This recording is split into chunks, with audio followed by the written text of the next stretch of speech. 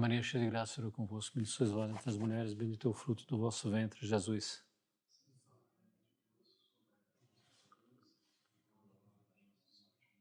Nossa Senhora da Assunção. Espírito Santo, amém. Então vamos acordar rapidamente onde a gente terminou na conferência passada. Estávamos falando da destruição, do vandalismo e da venda para a destruição das catedrais, das igrejas e dos monastérios na França. Nós havíamos falado, por último, das catedrais de Amiens e de Reims, né? A Catedral de Reims, em particular, por ser a catedral da sagração dos reis, né? Ela foi particularmente mirada pelos revolucionários, né? Destruíram muita coisa, queimaram ignominiosamente outras. Por exemplo, os acessórios da sagração, como o cetro e a mão de justiça, foram queimados. A Santa Ampola foi o frasco em que estava a Santa Ampola, foi quebrada para destruir o óleo da sagração. Um óleo que data da época do primeiro rei da França, Clovis. 500, quase 1.200 anos antes da Revolução, né? Então essas catedrais, em geral, foram transformadas em Templo da Razão, que é um nome curioso, porque assim, se você pensar em razão, o que a razão realmente significa, é o que uma igreja é, né? Quer dizer, a razão é uma coisa necessária, ajuda, né? Principalmente se iluminada pela fé, né? Então, Amiens e Reims. As imagens dessas catedrais é uma coisa belíssima. A Catedral de Amiens tem um pouco de assimetria nas duas torres, mas a fachada é uma coisa absolutamente monumental, né? A gente viu que as casas, né, elas chegavam do lado da catedral, né? Não havia um espaçamento. Eu falei por quê, né? Porque na época em que as catedrais foram construídas, as cidades eram amuralhadas. Então, dentro da muralha, os terrenos eram extremamente valiosos e preciosos. Então, as casas iam, as ruas eram pequenas, obviamente, e se aproximavam da catedral. Então, você não tinha um espaço na frente das catedrais para apreciar a beleza da fachada, né? A Catedral de Reims já é bem mais simétrica, né? Ambas têm 3 portais, é o mais comum. Depois mostramos dentro da Catedral de Amiens as grades, né? Essas ferragens belíssimas, com as cores de negras e douradas, uma coisa espetacular, né? Essas se preservaram, iam ser destruídas, mas acabaram sendo preservadas. Na Catedral de Amiens tem o crânio de São João Batista, né? Uma coisa preciosíssima, né? E que, curiosamente, foi o prefeito revolucionário da cidade que guardou a relíquia. O relicário desapareceu, esse relicário que eu mostrei é um relicário que foi feito depois da Revolução. Esse revolucionário guardou a relíquia por alguma razão, não fui buscar a razão. Não sei porquê, mas devia ter alguma devoção na família, talvez da mulher, da mãe. O relicário da Santa Ampola, né? O pedacinho do óleo as pessoas conseguiram guardar, então foi feito um novo relicário para a Santa Ampola, né? E curioso que o revolucionário que foi mandado de Paris para acabar com a superstição, né, era um pastor luterano chamado Hille, que, quando por sua vez foi condenado pela própria Revolução, anos mais tarde, 2, 3 anos mais tarde, ele se suicidou, né? Então eu fiz aquela observação de que, às vezes, é mais fácil, é mais difícil sofrer do que morrer, né? E dei o exemplo do chefe dos Templários, que negou coisas que eram absolutamente verdade, mas ele falou que eram falsas, ou vice-versa. Então ele mentiu para não ser torturado, porém ele manteve a verdade, se desdisse tudo o que tinha dito antes, sabendo que ia morrer por isso, né? Se tornando um relapso.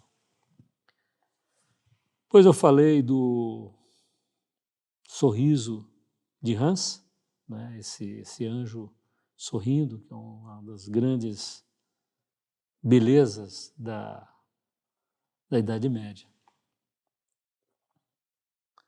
E, por último, falei da Catedral de Santo Estevão de Sens, né?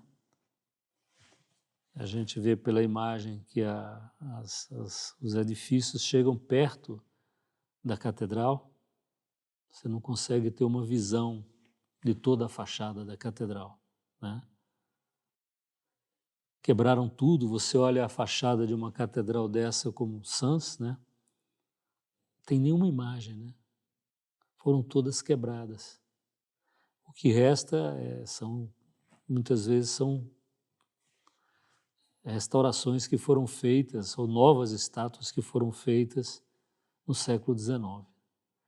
O próprio Santo Estevão, né, o padroeiro da catedral, ele só escapou de ser destruído porque colocaram um barrete frígio na cabeça dele e escreveram no livro que aquele livro que ele segurava era o livro da lei da Revolução, obviamente. Então, coisas ridículas, né?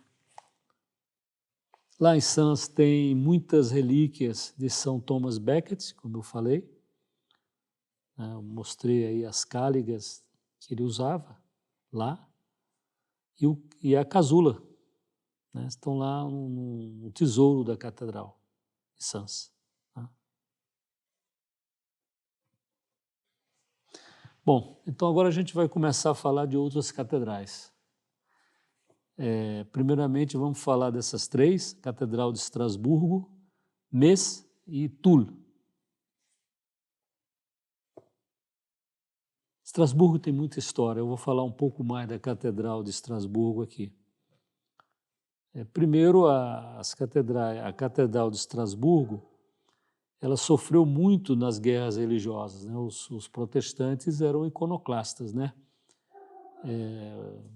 Hoje você vê as imagens das igrejas da Holanda, né?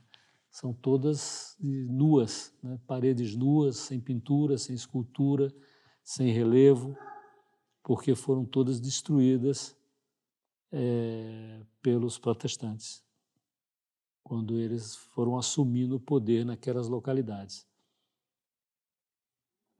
Então, Estrasburgo sofreu terrivelmente nas guerras, chamadas guerras religiosas, né? Mas depois dos protestantes, que foi no século XVI, na Revolução Francesa, ou seja, mais de 200 anos depois, foi muito pior, né? A Revolução Francesa foi uma coisa mais maciça, né? Destruição mais organizada, né? Às vezes a destruição dos protestantes era às vezes eram impulsos, etc. Sempre impulsos estimulados, né? Mas muitas vezes eram impulsos. A Revolução Francesa nunca foi impulso, né? A A destruição da Revolução Francesa foi planejada, organizada, contratada previamente, paga para as pessoas destruírem, né?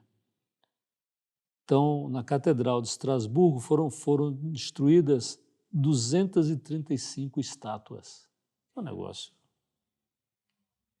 inominável, né? Sob todos os aspectos. Aspecto da arte, aspecto da história, aspecto principalmente espiritual, né? O prefeito de Estrasburgo convocou todos os cidadãos capazes de se servir de um martelo para quebrar essas estátuas. Precisava de muita gente, porque era muita estátua, né? As partes altas acabaram não sendo muito quebradas, né? Mas mesmo a certas alturas ainda foram. Por exemplo, na rosácea, em cima da rosácea, na fachada da catedral, tinha as imagens dos 12 apóstolos, né? Foram quebradas, né? Foram jogadas lá de cima. A Catedral de Estrasburgo é muito alta, né? A torre mais alta da cristandade naquela época era uma das torres da Catedral de Estrasburgo. A flecha da Catedral de Estrasburgo, né, tinha como todas as flechas, né, elas são muito mais altas do que tudo numa catedral. Então, os revolucionários sempre tentam dar uma racionalizada, uma explicada nas maldades e no vandalismo que vão praticar. Não, mas é muito desigual, né? Nós estamos promovendo a igualdade de tudo, inclusive dos prédios, né? Por que essa flecha é mais alta do que as outras coisas? Vamos destruir a flecha, né? Diziam essa mesma coisa com as torres das catedrais. A flecha da Catedral de Estrasburgo só não foi destruída, o povo se insurgiu e colocaram em cima da torre uma espécie de barrete frígio. Não, ela é republicana, né? A Catedral de Metz, que também é belíssima, né, ela foi leiloada, no final das contas. No final chegou a ser vendida. Mas as autoridades não sabiam o que fazer com aquilo. Acho que acabou não sendo vendida.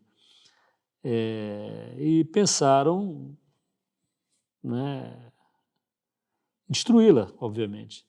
Mas aí demoraram, tal, e aí chegou a concordata, Napoleão, que Napoleão fez com o Papa Pio VII, né, e aí a Catedral de Metz foi salva.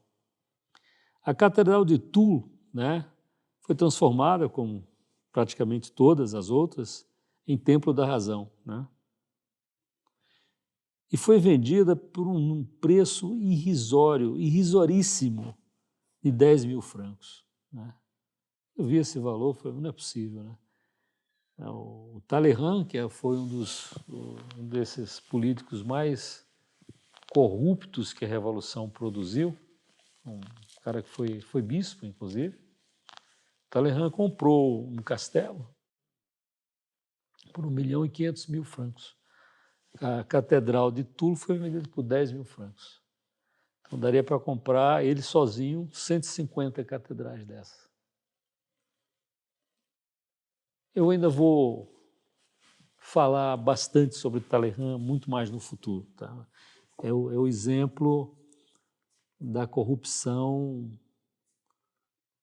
ainda que com charme, né? O Talleyrand tinha muito espírito não no espírito de elevação a Deus, mas no espírito de ser uma pessoa de conversa muito agradável, sabia, né, fazer as pessoas sorrirem com as respostas que ele dava e tal.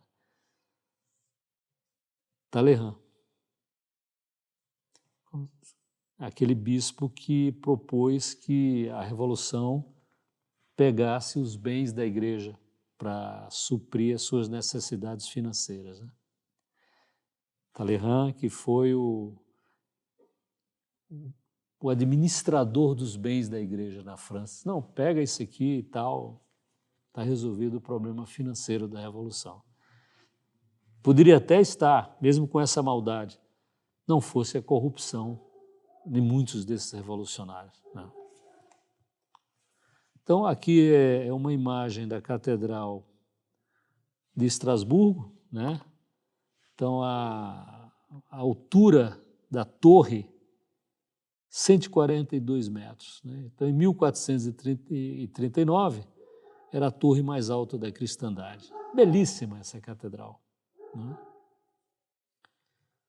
Ao lado aí a Catedral de Metz, né? Saint-Étienne, Santo Estevão de Metz. Notre-Dame de Estrasburgo, Saint-Étienne de Metz.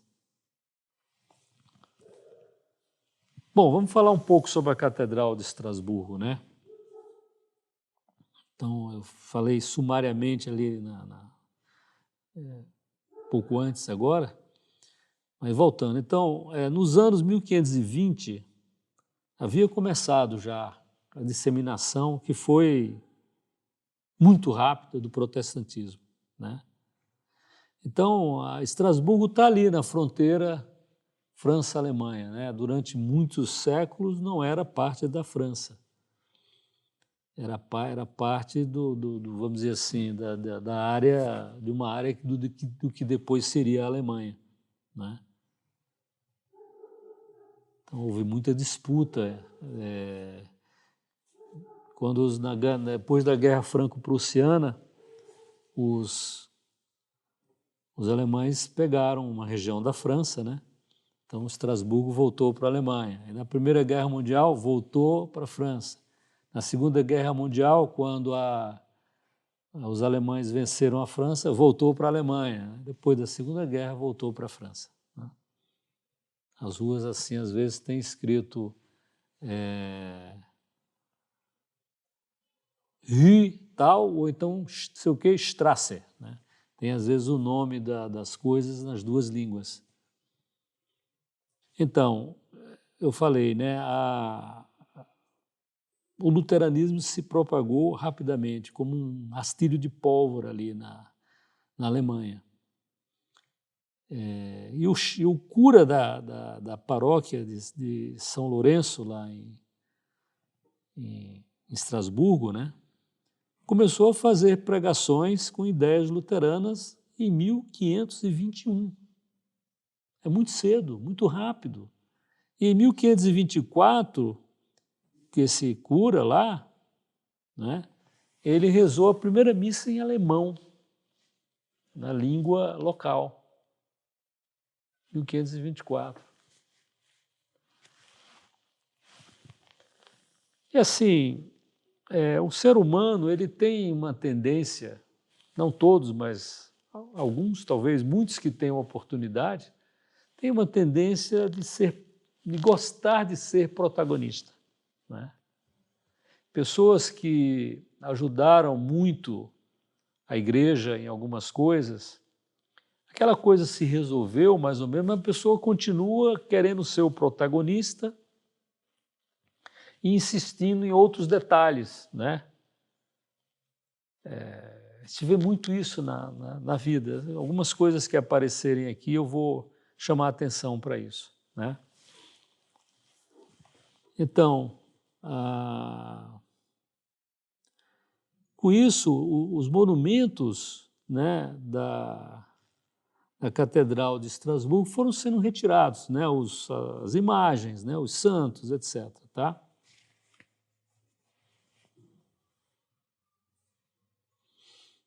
Os retábulos dos altares laterais, logo depois foram retirados, né?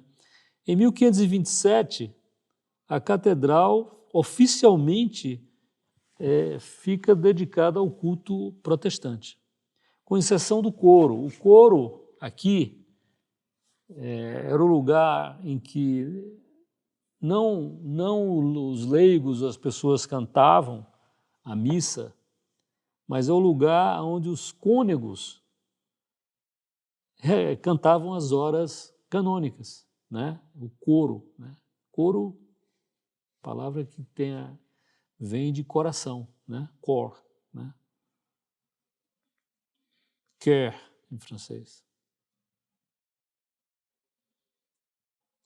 Então, toda a catedral de Estrasburgo foi dedicada ao culto protestante, exceto o coro. Mas aí, logo depois, em 1529, ou seja, rápido tudo, né? Os altares e os retábulos que ainda existiam, além fora do coro, foram destruídos. Os muros, onde tinha baixo relevo, alto relevo ou pintura, foram cobertos, né? Para não aparecerem.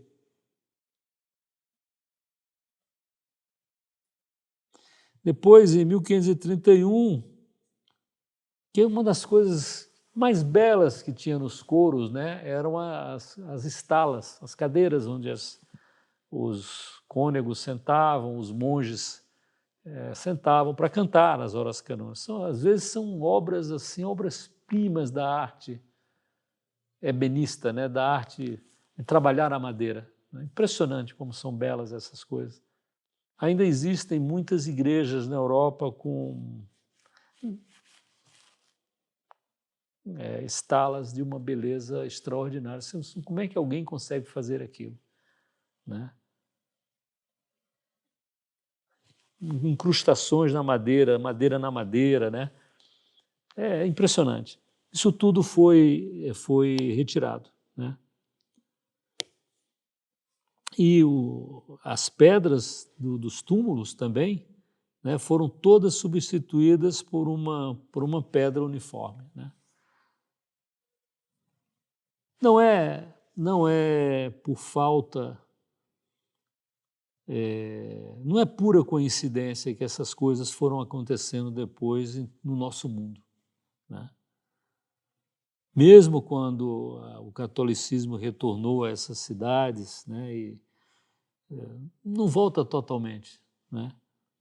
Então, os cemitérios, essa coisa de ser tudo igual, tudo rasteiro, você não pode homenagear ninguém. Isso vem daqui, começou aqui, na Reforma Protestante. Na verdade, foi uma revolução. Porém, em 1681, Estrasburgo foi anexado ao Reino da França, né, por Luís XIV. E ele imediatamente fez voltar o culto católico ao que era a Catedral de Estrasburgo, né? Inclusive, destruiu o jubel, que são coisas que existiam antes do Concílio de Trento, né? Permitia, tirando o jubel, você permite ver a missa o tempo todo, né? E aí, assim, é uma hora assim de se pensar, né? O sofrimento das pessoas, por exemplo, que iam à missa nessa catedral, vendo isso acontecer, sem entender direito. Não é impossível a todo mundo, o tempo todo, se inteirar de tudo e entender tudo. É impossível. Então a gente acaba confiando nas autoridades da religião, nas autoridades do Estado. O cara mandou a gente fazer isso, deve ser correto fazer. E de repente chega uma autoridade e faz o que fez na Catedral de Estrasburgo, né? Primeiro com a Revolução Protestante, né, que foi mudando radicalmente o rito, né, da missa, primeiro falando em alemão e depois fazendo um uso misto da catedral. Um pedaço dela era protestante, outro pedaço era católico, depois proibindo a missa, depois destruindo tudo, né? É duro isso. Eu pensando nas pessoas comuns, como nós, por que isso, né? Tanta coisa que vai acontecendo, né, nesses momentos que a gente, pô, por que estão fazendo isso, né? Muitas vezes à base de sofismas, né? Mentiras, às vezes, puramente, por alguma razão, às vezes uma razão demoníaca. Então, Luís XVI fez isso. Luís XVI é um rei que vale muito a pena ler sobre ele. Tá? Eu tenho biografias dele, algumas muito interessantes, preciso ler mais. Em torno dessa época, 1681, nos anos 1680, o rei tinha perdido já a sua esposa, tinha perdido a sua mãe, estava o tempo passando, se tornando um pouco menos volúvel, um pouco menos leviano, um pouco mais sábio, e ele acabou se unindo a uma mulher cuja história vale muitíssimo a pena também considerar, que é uma mulher chamada Madame de Maintenon. As pessoas da época faziam um trocadilho, né? Porque maintenant quer dizer agora, Madame Maintenon, Madame agora, a nova favorita do rei. Mas foi uma coisa, marcou a história da França, marcou a história da cristandade, essa mulher, por uma série de razões. Numa conferência aí futura, eu vou falar sobre ela. Até porque o túmulo dela, como o túmulo do Luís XIV, foi vandalizado, os restos dela passaram de lugar para lugar durante muito tempo, né? Mas ela, inclusive, se casou com um rei, né? Uma pessoa que não era uma princesa, né? Não era de uma família real, né? Então, por uma série de razões, esse casamento ficou oculto, né? Luís XIV, Madame de Maintenon. Essa Madame de Maintenon vale muito a pena. Eu vou fazer depois um sumário aí de algumas coisas que ela fez. O rei a conheceu e se casou com ela, os dois já de certa idade, tá? Já é um amor diferente, né? É um amor mais profundo, né? Essa Madame de Maintenon, ela cuidava dos filhos do rei, os filhos ilegítimos do rei. Cuidava como se fosse sua mãe. O marido dela já tinha morrido, ela já tinha... os pais dela eram calvinistas, mas ela acabou se convertendo, e etc, etc. Sei que ela se tornou uma grande católica, né? E o rei passou a gostar muito dela, até ponto que, quando o rei se tornou viúvo, casou com ela, né?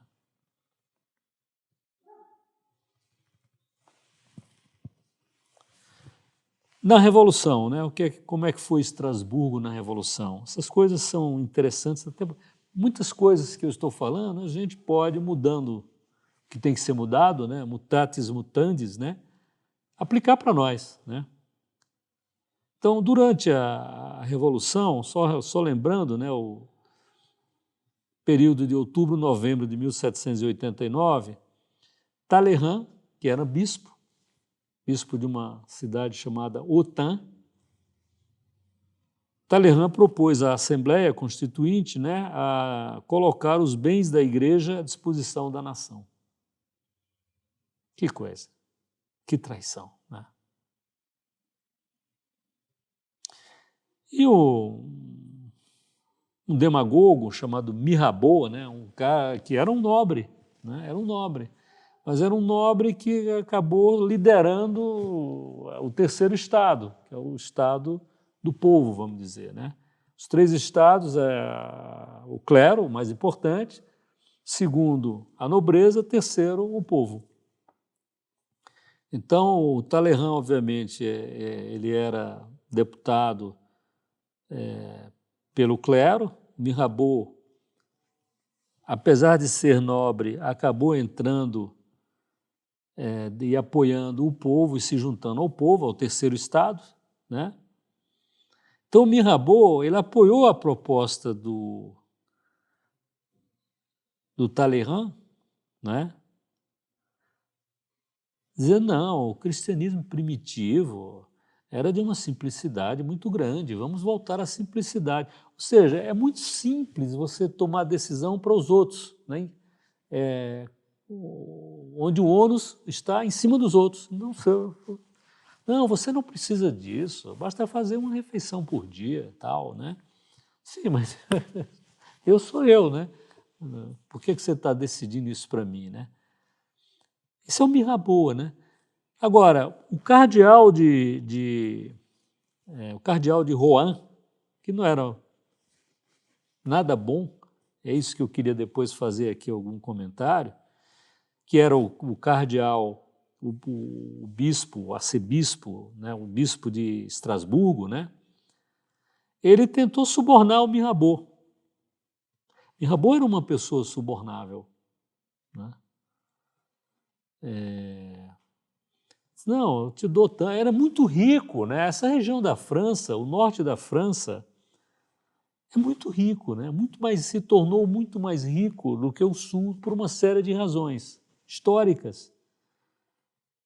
Não das pessoas das duas regiões, mas das consequências da evolução histórica, ou seja, da diminuição da importância do Mediterrâneo, onde ficava o sul da França, versus a importância das cidades que foram surgindo nas margens dos rios, dos grandes rios do norte da França, que cortavam a França, né?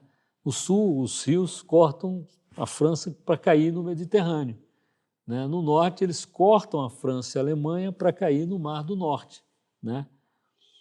Então, por uma série de razões, é uma região riquíssima. Então, o cardeal de Rohan era muito rico, né? Ele tinha muitas rendas, né? Então ele falou para o Mirabeau, cara, eu te dou tanto aí, não apoia essa ideia não. Mas o Mirabeau foi em frente, né? Devia ter coisas mais atraentes para ele ganhar, né? Só fazendo um parênteses, esse Mirabeau foi uma das primeiras pessoas da Revolução a ser colocado no Panteão. Falei sobre o Panteão já numa conferência passada. Ele foi colocado no Panteão quando ele morreu em 1791, por aí, início ainda da Revolução, foi colocado no Panteão. Depois descobriram muita coisa dele e retiraram ele do Panteão. Então, uma pessoa não confiável, vamos dizer assim. Tá? Fazer um acordo com o Mirabeau, é bom você se prevenir, né?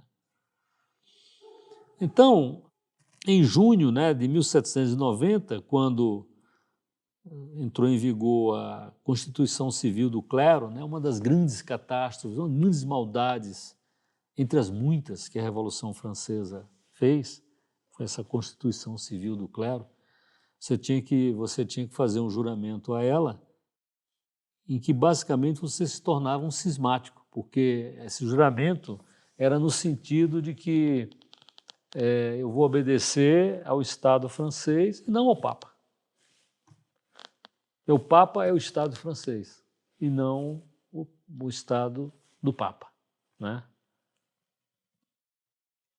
Coisas que foram aí depois se repetindo ao longo do tempo. Henrique VIII foi isso também. Henrique VIII não. Na Inglaterra mando eu, Papa não. Se ninguém deve obediência na Inglaterra ao Papa acima de mim, né? Então, a Constituição Civil do Clero levava a pessoa que jurasse, né, essa Constituição a se tornar um cismático, né? Bom, então, agora, curiosamente, o cardeal Rohan, o bispo de Estrasburgo, se recusou a jurar a Constituição Civil do Clero. O cara era muito católico? Não. Era um cara de espírito religioso elevado? Não. Né? Por que aquele? Porque é uma coisa de política, né? Às vezes as paixões e os interesses políticos, principalmente, levam a pessoa a tomar determinadas decisões e posições que se alinham a um lado, que é o que está do lado da igreja, não por causa das coisas da igreja, mas por causa das coisas da política. Isso é errado, tá? Isso é perigoso. Sobrepor o interesse, alguém sobrepor o interesse político ao interesse religioso, vai estar numa situação muito difícil. E aí vem a paixão, vem a irracionalidade, né? Coisas desordenadas. É muito difícil. E esse espírito era o espírito do bispo de Estrasburgo, o cardeal Rohan, tá? Bom, como ele não jurou a Constituição Civil do Clero, ele foi destituído pela França, pelos revolucionários, da função de bispo. Não, você não é bispo, então. Quer dizer, não é o Papa que decide, é o Estado que está decidindo. Tá? Então a Assembleia declarou vaga, né, o bispado, né, a sede do bispado de Estrasburgo, e foi eleito um cara, obviamente, não muito católico, assim, vamos dizer, né, foi eleito com um maciço voto dos protestantes. Quer dizer, como assim? Você vai eleger um bispo católico, o protestante tem um peso decisivo? A balança vai pender para esse candidato ou para esse, dependendo do interesse de uma pessoa que é inimiga da igreja. Aí, assim era a Revolução Francesa. Né? Então foi eleito um novo bispo, que ele chama de bispo constitucional, né? Com apoio de pelo menos 100 votos protestantes.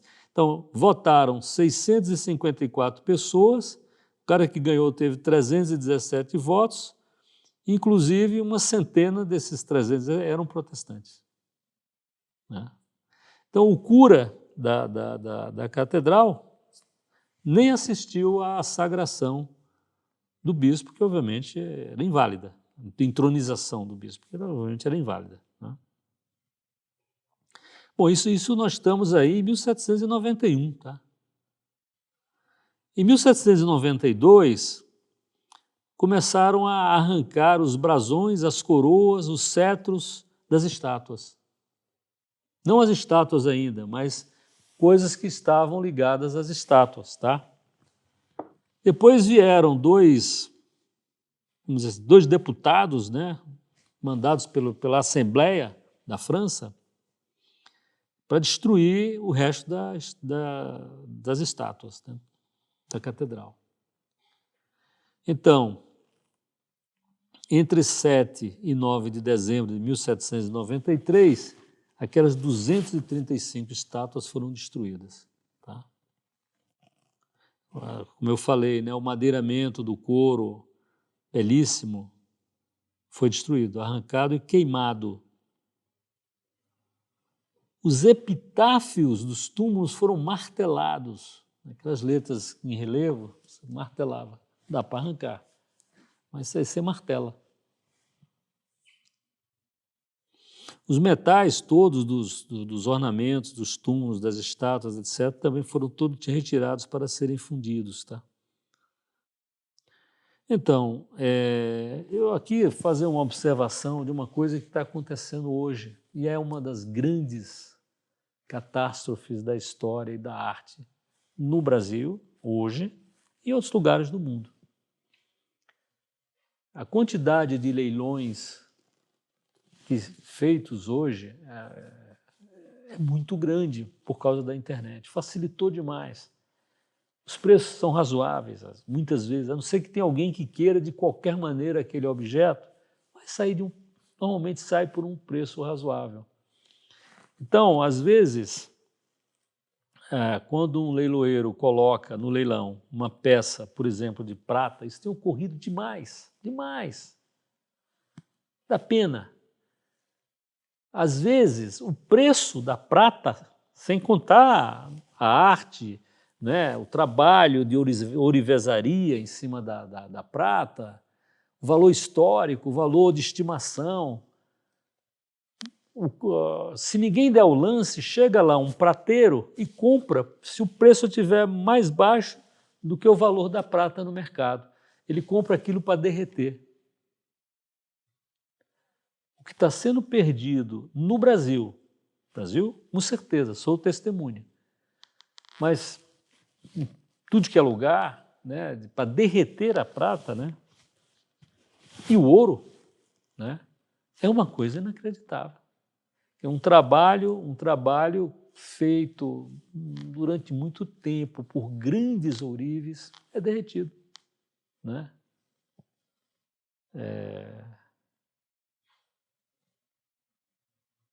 É assim que as coisas vão caminhando na humanidade, né?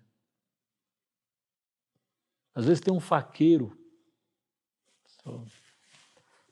de altíssimo valor, prata inglesa, século XIX. Prata inglesa é a prateiro da rainha Vitória. Ninguém quis. O prateiro está lá, ó. Mediu o peso, quanto tem de prata ali, qual é o valor da prata no mercado. Não, esse aqui está mais baixo do que o valor da prata. Compra o objeto para derreter. Né? Isso é uma tragédia. Vou falar um pouquinho desse cardeal Juan, né? Só para ficar clara essa distinção entre devoção à política e devoção a Deus. Tá? Esse cardeal, ele foi ferrenho opositor da Revolução, não por causa de Deus, por causa da política, por causa de ideias, de interesses pessoais dele. Tá? Um pouco, certamente, de Deus, né? Mas é uma pessoa muito leviana, né? Muito, a vida toda riquíssima. Riqueza é um problema, né? É uma tentação muito grande. Né? Então, esse cardeal Juan, quando o Robespierre caiu, né, e foi guilhotinado, ele voltou a celebrar a missa durante alguns meses na Catedral de Estrasburgo. Né? Então, no dia 30 de agosto de 1795, ele fez uma missa lá. Mas em dezembro de 1795, o culto foi de novo interrompido, porque os padres da catedral não queriam fazer um outro juramento que criaram para a República. Porque as consequências eram parecidas, era uma negação da hierarquia da Igreja, né, do poder do Papa sobre o próprio clero. Né? Então foi interrompido. Por que a Revolução Francesa não acabou, né, depois da queda do Robespierre? Teve muita tentativa para acabar, inclusive dentro da Revolução, negociar. O problema é que muitos dos deputados da Assembleia eram regicidas, né? Votaram pela morte do rei. Né? Aí chega o rei, um novo rei, que não tinha alternativa, ia ter que voltar para um rei. E eles iam ficar como? Então ele teria que ter uma garantia de que eles não seriam punidos de maneira brutal, com a morte, por exemplo. Tá? Isso prolongou muito a Revolução Francesa e chegou Napoleão. Mesmo com Napoleão, a família real, né, os Bourbons da França, achavam que era possível negociar para voltar o rei da França, que seria o Luís XVIII, que é o irmão do rei decapitado, Luís XVI. Né? Mas foi demorando, fizeram atentado contra Napoleão, foi a primeira carro-bomba da história, né? Uma carroça-bomba da história, tentaram assassinar o Napoleão. O Napoleão acabou com toda a conversa e aí passou para ser um imperador. Né? Carroça-bomba fizeram. Foram todos encontrados, os culpados, e todos morreram. Então, assim, a Revolução Francesa ficou nessas hesitações e, assim, de um nível de corrupção, depois da queda do Robespierre, o nível de corrupção aumentou muito. Já era grande, mas aumentou imensamente. Ah, não dá para ser mais... Não pode ser pior do que isso. Pode, sempre pode. Sempre pode. Chegamos ao fim do poço. O poço não tem fundo, não tem fim. Bom, finalmente a catedral voltou ao culto católico em 1801, né? Quando foi feita lá o acordo entre Napoleão e Pio VII, né? A concordata. Agora, esse cardeal Rohan, né? Essas coisas assim que não deviam acontecer, mas a França sempre teve o pior e o melhor lá dentro, né? Sempre teve o pior e o melhor. Infelizmente, o pior está ganhando disparado há muito tempo, né? Mas começou a ganhar mesmo com a Revolução Francesa. A Revolução Francesa que criou esse novo padrão para a França, né? Mas mesmo assim ainda tem muita coisa boa ali dentro. Tudo minoria, ínfima minoria. Então esse Rohan, o nome dele era Louis-René de Rohan Guémené, né? Ele se tornou cônego do capítulo de Estrasburgo com 9 anos de idade. Com 11 anos, ele foi nomeado prior, comendatário de um grande monastério. Como é que pode? Você vê que havia um clima. Como é que você vai acreditar numa coisa dessa, né? Você mesmo que foi nomeado com 11 anos, um prior comendatário de uma abadia. Como dizia, né? Se dizia nos anos 70, eu me recuso a entrar num clube que me aceita como sócio. Eu sou muito ruim, né? Se o clube me aceita, pô, esse clube não vale nada, né? Então, o Rohan, com 11 anos, ele era... Como é um abade comendatário, é um abade que não vai, ele só pega a receita da abadia, né? A maior parte da receita vai para o bolso dele, não para a comunidade. Então vai havendo uma deterioração. Esse tipo de comportamento generalizado na França criou um antagonismo profundo entre o clero, o baixo clero, aí vem essa expressão, né, e o clero, né, os mais altos na hierarquia. Esse cara aqui tem muito dinheiro, vive não sei aonde e tal, e aqui a gente não tem quase o pão para comer todo dia, né? Então, na Revolução Francesa, os padres, esse baixo clero, aderiu rapidamente ao terceiro estado. Assim, não, eu vou agora punir esses caras que estão fazendo tudo errado, no clero, no alto clero, né? Com 27 anos, o Rohan, né, era este prelado, filósofo e poeta, amigo de Buffon e d'Alembert, foi eleito para a Academia Francesa. O cara era culto, tá? Ele era culto, mas culto naquilo que não adiantava muito para a salvação, né? Às vezes a pessoa diz, não, os padres têm que trabalhar, o pessoal da Revolução Francesa tem que trabalhar, tem que fazer coisa útil, né?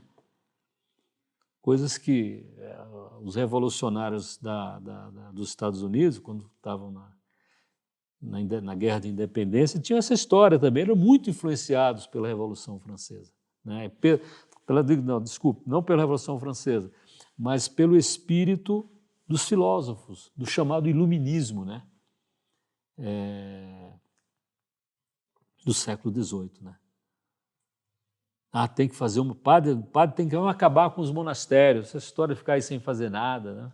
Meu amigo, como dizia o Chesterton, né? Chesterton é uma das coisas mais deliciosas que a gente tem para ler na vida, sabe? O Chesterton dizia, não, mas Não tem nada mais útil do que você estar rezando o tempo todo. Vou para o céu, né? Então, como que não é útil? É muito útil para mim, que estou rezando, e para as pessoas para quem eu estou rezando, e se aproveitam da minha oração, né? Por isso que as pessoas iam morar perto dos monastérios, né? Porque queriam ser imbuídas daquele espírito de oração, né? Então, assim, os filósofos, principalmente Voltaire, né? Chamar Voltaire de filósofo é um pouco abusivo, mas é um negócio inacreditável, né? Mas todos eram assim. O rei Luís XVI estava lá na biblioteca dele, né? Esses caras todos, né? Bom, o Rohan, ele foi nomeado embaixador em Viena em 1771. E a imperatriz lá da Áustria, né? Maria Teresa, uma das grandes imperatrizes da história, né? O marido dela era imperador porque era marido dela. Ela que era a imperatriz, ela que tinha o direito de ser a imperatriz, né? Acho que ela teve 12 filhos. Então, assim, nos intervalos entre uma gravidez e outra, ela reinava mais um pouco, né? Mas era mãe, Maria Teresa era mãe da Maria Antonieta, da rainha da França. Grande imperatriz. Então, a Maria Teresa se escandalizou com o Rohan lá, com a vida do Rohan em Viena, como embaixador. Pô, esse cara deu uma leviandade inaceitável. Pediu para o rei da França chamar ele de volta, né? Trocar o embaixador, né? Porém, o Rohan se dava bem com o filho da Maria Teresa, né? Que seria o imperador José II, né? E com o chanceler Kaunitz. E por isso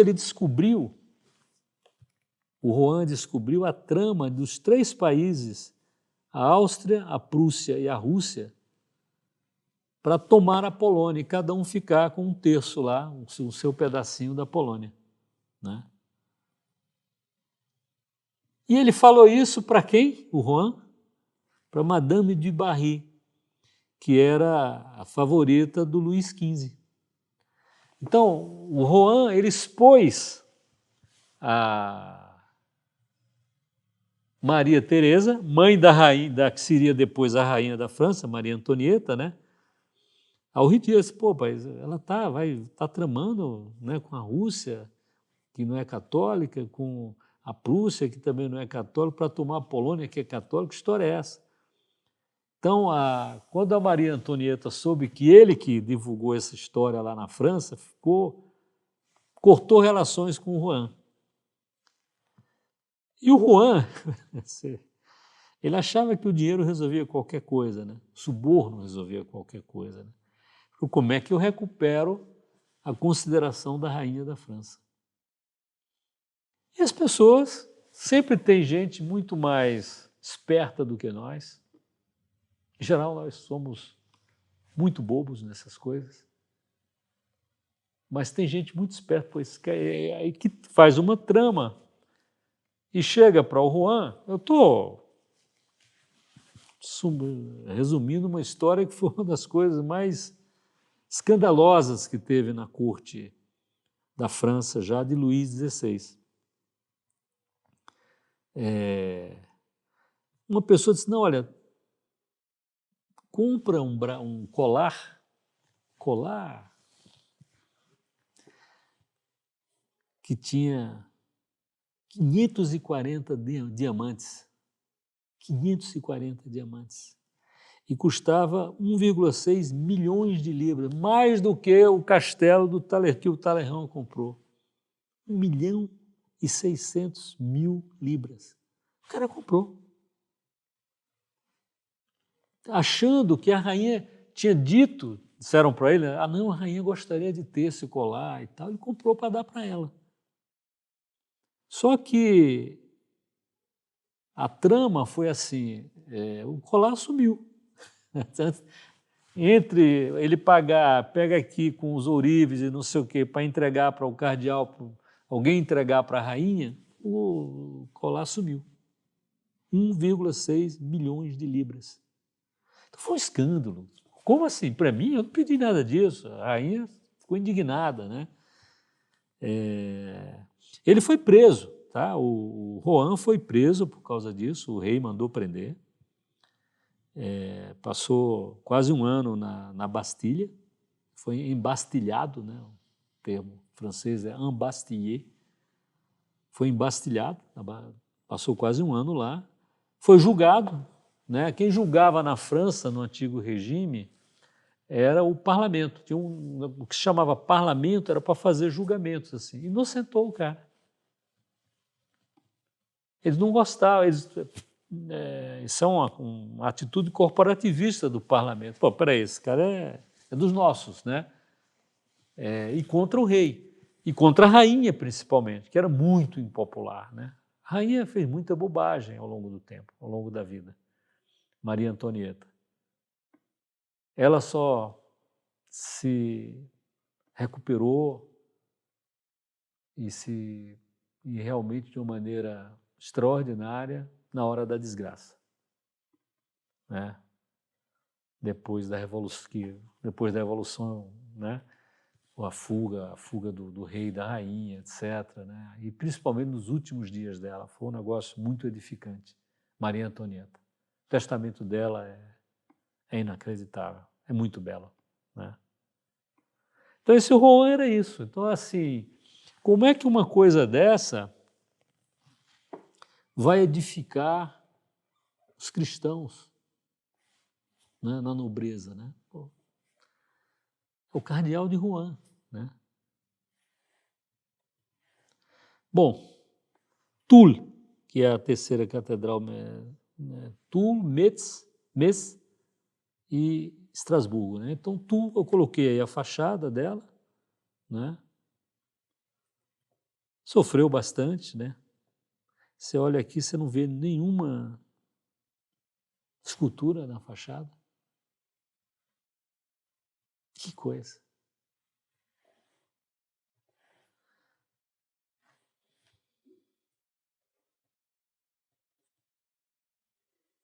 Acho que eu já falei tudo aqui do cardeal Rohan. O cardeal Rohan, então, assim, ele fugiu, né? Porque olha a característica da Europa cristã antes da Revolução. O cardeal Rohan, a diocese dele era um pedaço na França e um pedaço na Alemanha. Não interessa o de país, né? Nunca você precisou de um passaporte na Idade Média para ir de um lugar para o outro. Tudo é cristandade, né? Então, o que ele fez? Quando ele foi destituído do bispado de Estrasburgo, ele foi para parte do bispado dele, que era na Alemanha, Baden, né? Na Constituinte, ele foi contra também a destituição, o fim da monarquia, né? Ele foi contra a Constituição Civil do Clero, foi contra o fim da monarquia, né? Porque, pô, esse cara é bom, hein, tal, é bom. Essas duas defesas são boas. O problema é a razão disso, né?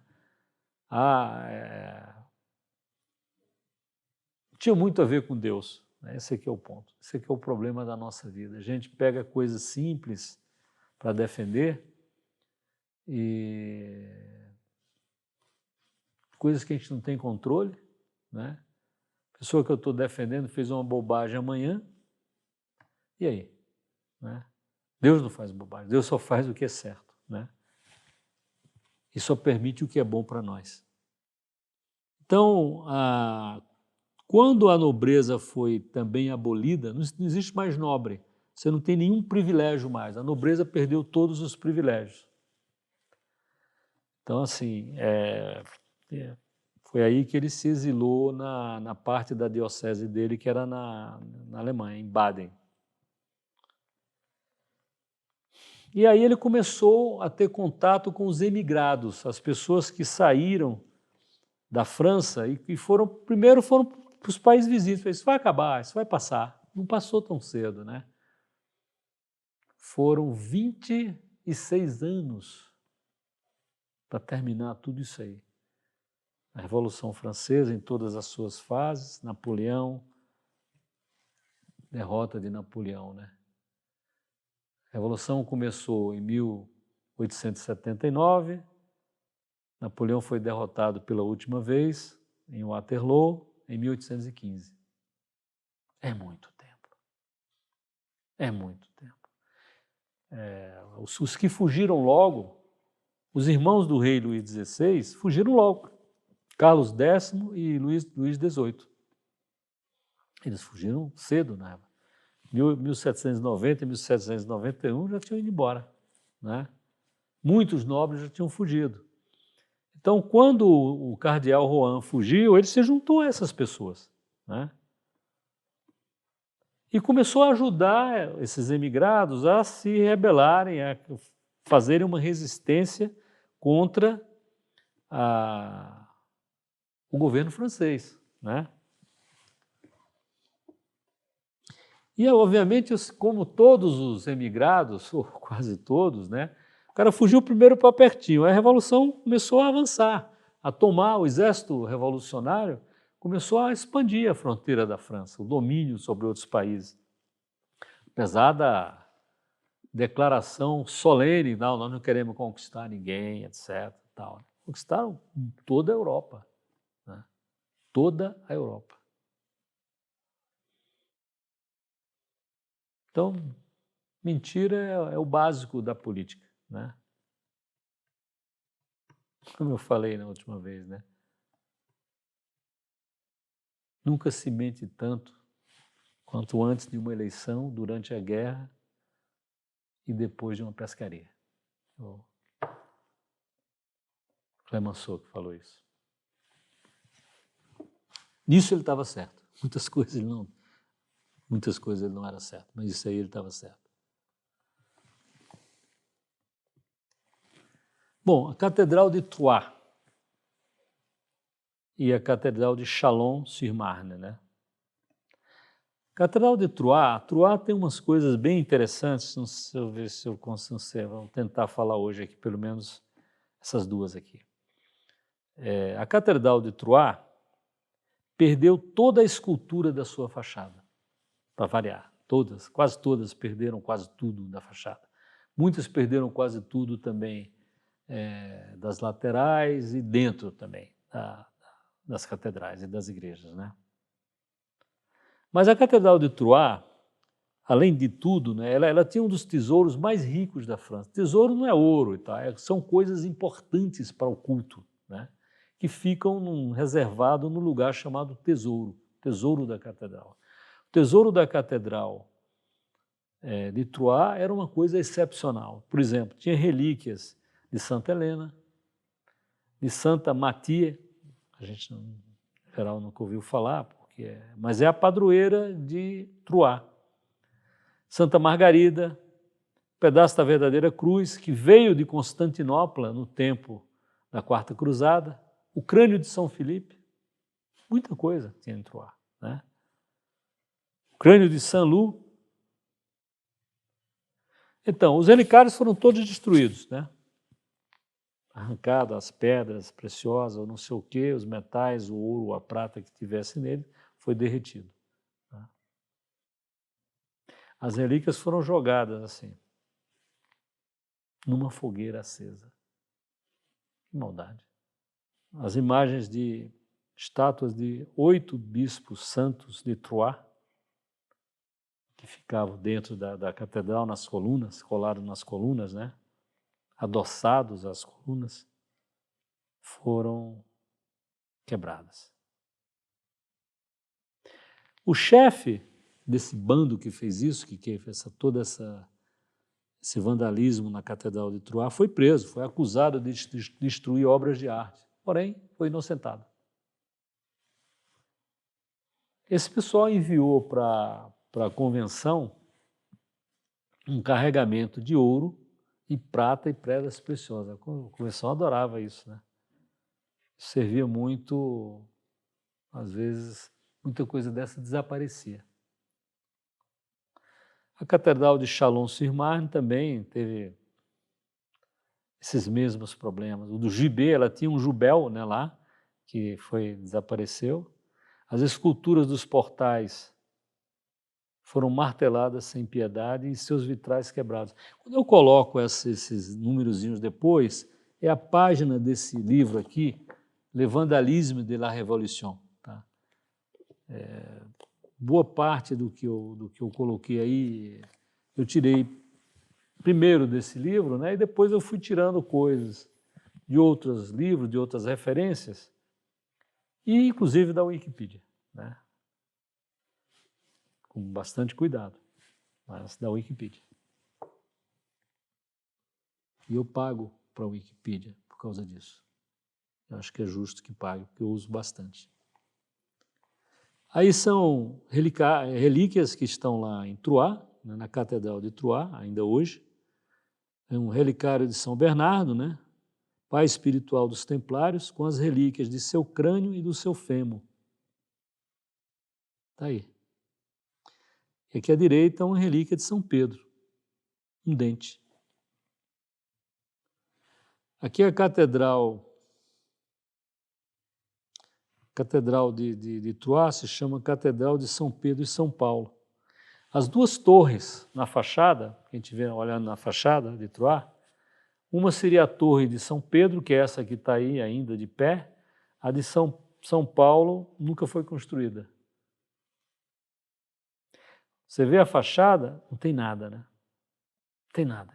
Todos esses nichozinhos aí, tudo certamente deveria estar com estátuas, né? Esse site aí, de Madame Villemin, Antiquité Religieuse. Essa Madame Villemin, ela tem um antiquário, eu vou trazer isso melhorzinho aí na próxima conferência, de coisas de artigos religiosos, né?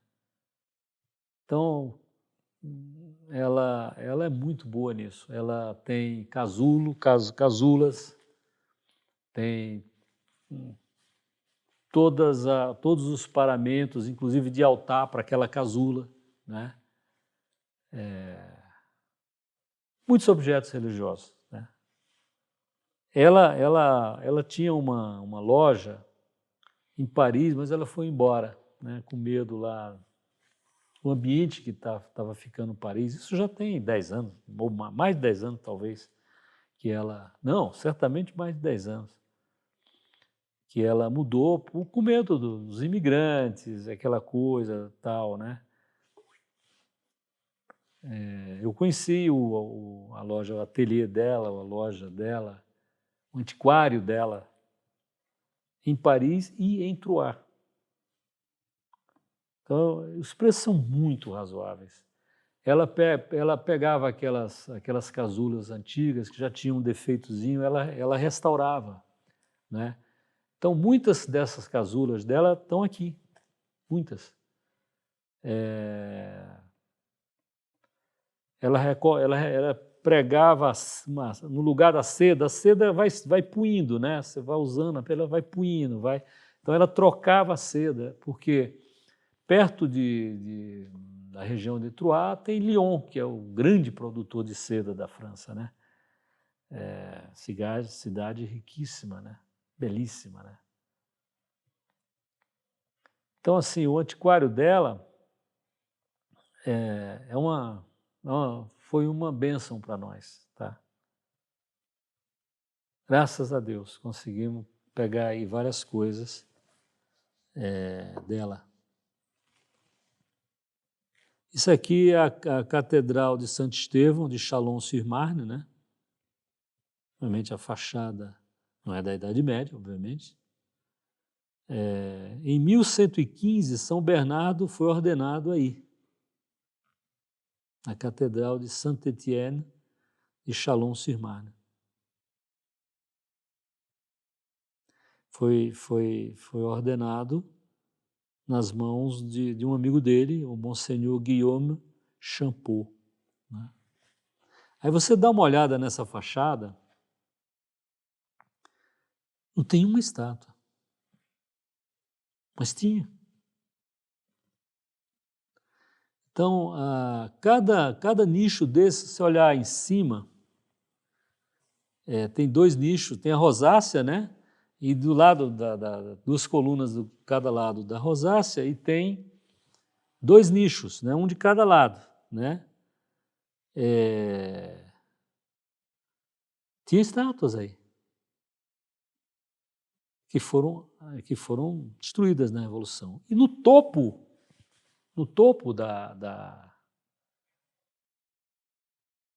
dessa fachada, tinha os 4 evangelistas. Tem ali o pedestal para elas, 2 de um lado ali e 2 do outro, aqui no meiozinho lá em cima.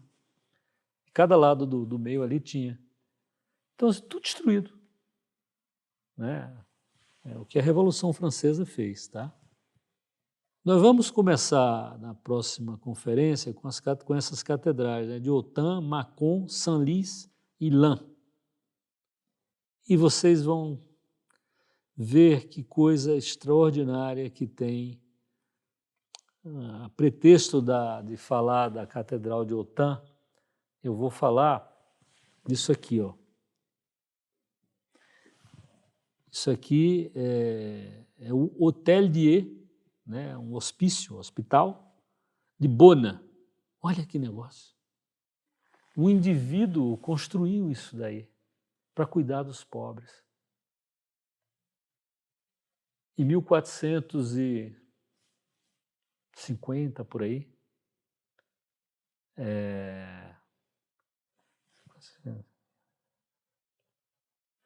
passou mais de 5 séculos funcionando, recebendo os pobres de graça. Que coisa, olha que beleza, né? Estilo lá da Borgonha, né? E aí vamos falar disso a pretexto de Autun, porque foi uma pessoa que nasceu em Autun que fez isso daí, tá bem? O Pai, do Filho e do Espírito Santo, amém. Ave Maria, cheia de graça, Senhor é convosco, bendita sois vós entre as mulheres, bendito é o fruto do vosso ventre, Jesus.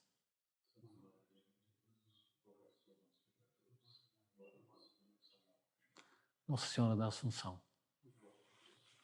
Também.